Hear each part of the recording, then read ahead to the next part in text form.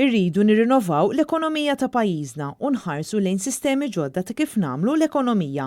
Dan il-pajjiż ma jistax jibqa' jħares biss lejn l-ekonomija tan-numri iżda lejn waħda ta' kwalità. Kliem il-kap tal-Partit Nazzjonalista Bernard Grech meta l-ġimgħa filgħodu għamel żjara lill-kumpanija ECABS. Mal-wasla tiegħu huwa ltlaqa minn Matthew u Andrew Bezzina, fundaturi ta' din il-kumpanija lokali. Dan huwa mod fiżiku kif wieħed jista' mhux biss jitkellem dwar il-politika imma jara wkoll il-politika ssir. Huwa importanti li nżommu dan il-kuntatt kontinwu mhux biss man-nies, mal-ħaddiema, ma wkoll mad-dinja kummerċjali, mal-imprendituri tagħna, ma dawk li joħolmu u jippruvaw iwettqu billi jinvestu mhux biss il-flus, ma jinvestu l-idejat u jinvestu is-saħħa kollha u l-ħsieb kollu tagħhom.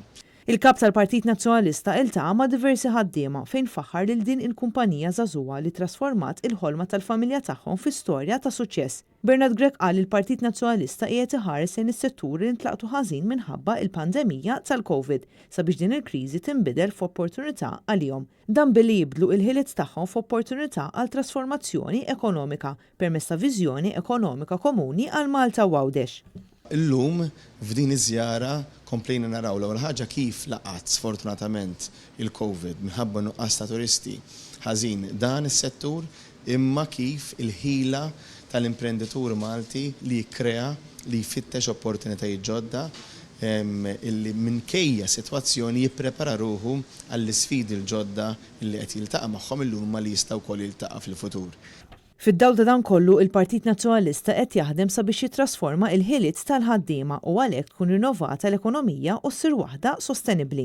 Il-Gvern għandu jagħti aktar għajnuna u inizjattivi fil-qasam tar-riċerka u l-innovazzjoni biex ikun hemm żvilupp aħjar, żvilupp differenti u żvilupp illi jkun jista' jippermetti kummerċjali, dinja kummerċjali dawn l-imprenditori illi ikollhom opportunitajiet ġodda u dak l-opportunitajiet ikun jistgħu iwettquhom.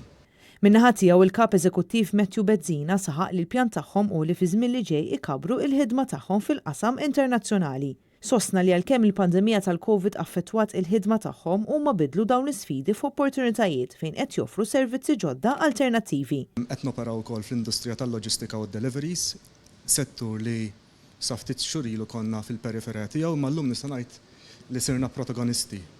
U l-istess in parallel għaddejjin b'investimenti fil-software u pjattaformi biex adapitada nkunu nistgħu nfornu pjattaforma fejn merchants u retailers ikunu jistgħu qabdu magħna u jibdew joffru s-servizzi tagħhom u il-prodotti tagħhom online. Preżenti mal-kap tal-Partit Nazzjonalista Bernard Grech kien hemm il-kellim tal-Oppożizzjoni l-Investiment Ekonomiku u Negozji Żgħar Kristi De Bono u l-kandidati l-elezzjoni ġenerali fisem il-Partit Nazzjonalista James Aaron Ellul u Ivan Castillo.